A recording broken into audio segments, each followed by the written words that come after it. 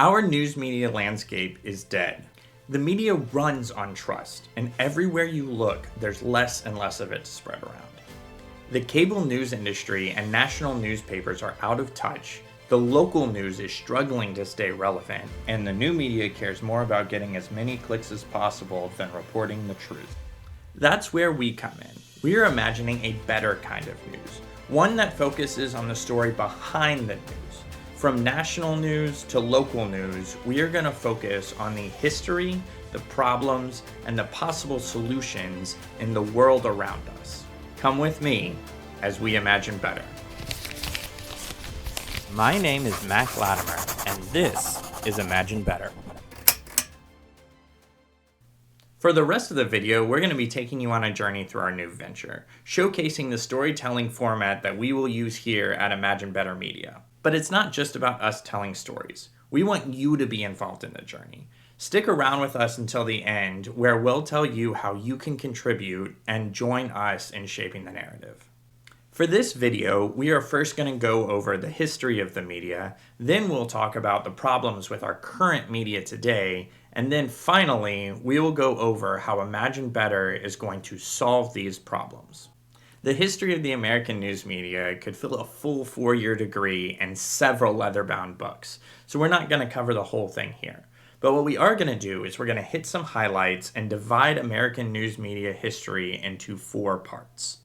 The first part I'm calling the political era. This one starts with the founding and ends around the Civil War. If you look back at our early history, our early newspapers were clearly partisan and political. Some of them even had the words Republican, Democrat, Federalist in the title of their newspaper. These newspapers were primarily not profitable.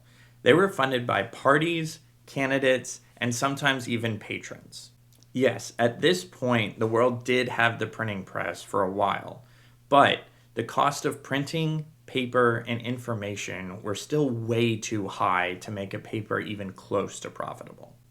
The 2 main factors that drove the growth of newspapers in this era were the implementation of the First Amendment and freedom of the press and the growth of political parties. Remember, newspapers in this era were mostly political, mostly biased, and mostly local. Importantly, they were not businesses.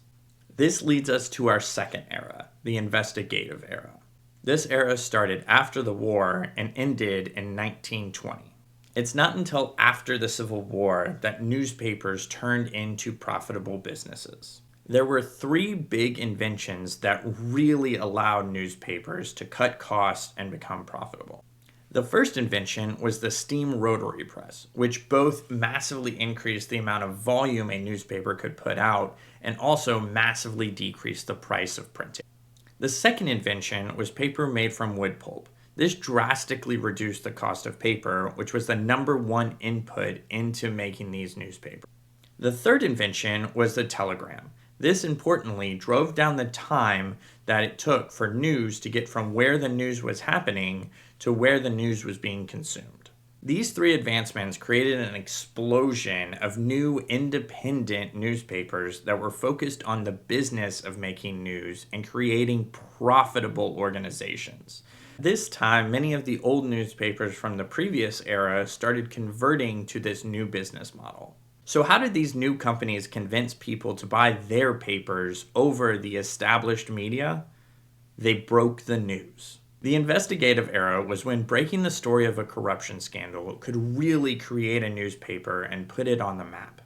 Instances like the New York Times breaking stories about Boss Tweed and Tammany Hall, to Ida B. Wells breaking stories about Jim Crow in Tennessee, to Upton Sinclair breaking stories about the meatpacking industry, all created massively successful newspapers and journalists. If you could break a story about systemic corruption, whether true or not, you had made a name for yourself. This leads us to our third time period, the professional era. This one started in 1920 and lasted to about 1995. Reeling from the propaganda of World War I and the lack of truth in some of these breaking corruption scandals, journalists came together and tried to professionalize to fix these issues. 2 events happened in 1920 to set off this professional era. The first was the publishing of the book Liberty in the News by Walter Lippmann in response to the lack of journalistic integrity. He argues that since the will of the people control a republic and journalism controls the will of the people, that journalism needs to professionalize and report only unbiased, objective truth. This professionalization leads to norms like double sourcing, which requires you to have multiple sources before you print a story, and also the creation of institutions like journalism schools in higher education. It also leads to the mischaracterization that humans can report the news without bias. The second event is the first radio news broadcast in November of that year. Radio, and later TV, established a system where single personalities presented the news. As radio and TV became more popular, these anchors or talking heads became trusted pillars of society. This centralization inside news organizations was matched by a centralization of the news media as a whole. The FCC created so many regulations that it restricted the growth of small news organizations trying to break into radio and TV news. This centralization grew to a peak where most Americans were consuming their news from just one of three sources: ABC, CBS, and NBC. During this time, the anchors for those news programs wielded a massive amount of power over American public opinion. This leads us to our final time period, the new media era. This one starts in about 1995 and continues to the present day. In 1995 and 1996, the near monopoly that broadcast news had was broken. After the FCC repealed the Fairness Doctrine in 1987, news organizations were now allowed to have a viewpoint.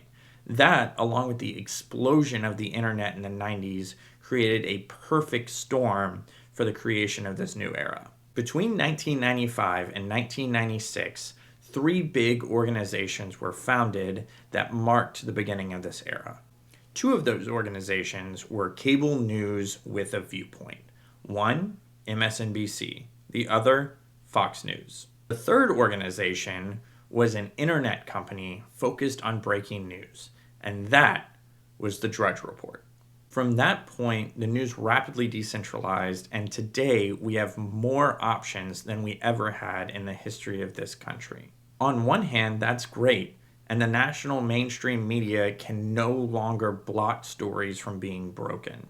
On the other hand, things like social media have incentivized these new companies to focus on clickbait instead of the truth. So now that we've covered the history, let's dive into the problems of today's news media landscape.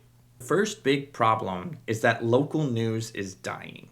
The internet has incentivized even the smallest organizations to focus on national news because that's how they can gain the largest audience. The second is the lack of focus on truth. Most organizations today care more about exaggerating headlines and getting more clicks in order to boost their ad revenue.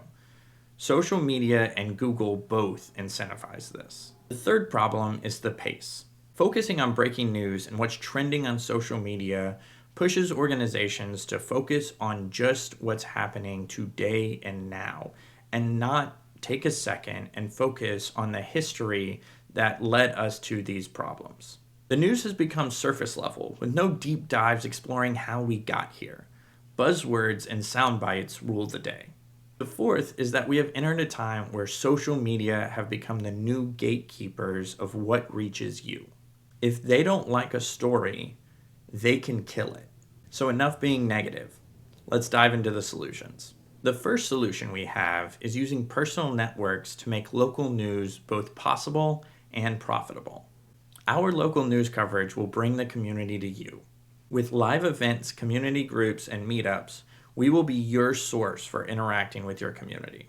We will highlight local nonprofit leaders, business leaders, and elected officials that you can meet live or in our online groups. We will connect you to the right people if you want to be involved. We will be your favorite platform if you want to be an active observer. And if you just want to sit back in the comfort of your own home, you can do that too. The second solution focuses on the following two problems: the pace and the media's lack of truth. Slowing down and being deliberate about reporting means we will never break the news.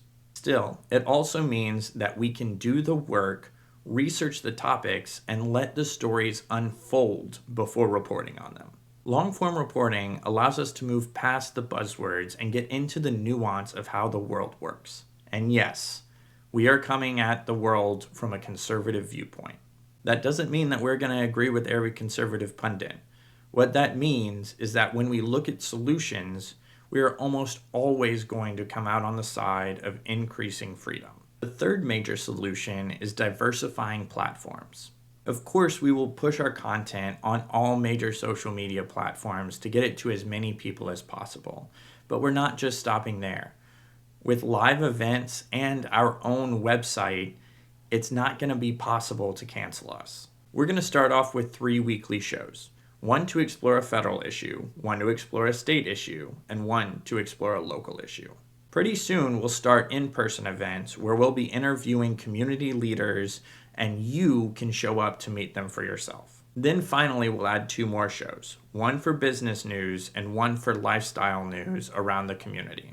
We're going to release all of our content in 3 forms: video, podcast, and articles, so you can consume it how you want to.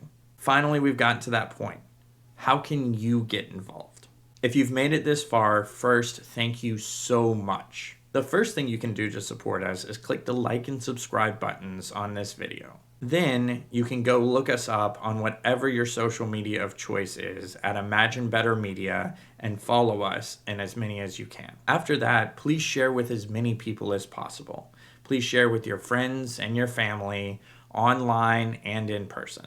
And finally, you can go to our website, imaginebettermedia.com, and sign up for one of our subscriptions. We are pouring all of the money coming in back into providing you with the best product possible. Let's imagine better and make it possible. And while you're here, click here to check out our first story.